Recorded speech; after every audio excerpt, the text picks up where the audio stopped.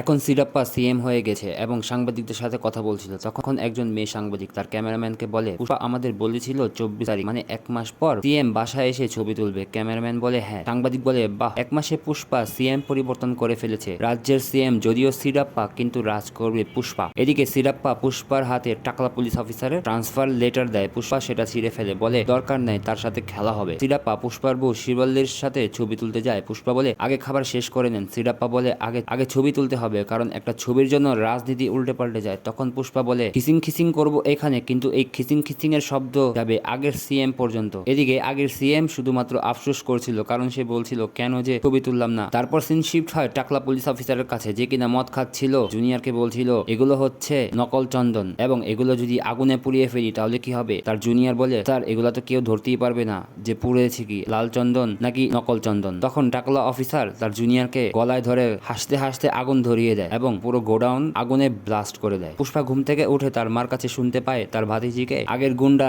যাদেরকে টাকলা করে দিছিল তারা কিডন্যাপ করে নিয়ে যায় এবং পুষ্পাকে শোডাউন করতে দেখায় এবং মাইকিং করে আমার ভাতিজিকে ফিরিয়ে না দিলে রাপ্পা রাপ্পা করে সবাইকে কেটে ফেলবো। এখন পুষ্পা কি তার ভাতিজিকে বাঁচাতে পারবে গুন্ডাদের কাছ থেকে? সেটা জানতে হলে আমাদের এই চ্যানেলটিকে সাবস্ক্রাইব করে বেল আইকনটি বাজিয়ে রাখুন, যেন পরবর্তী আপডেট পেতে পারেন খুব সহজ।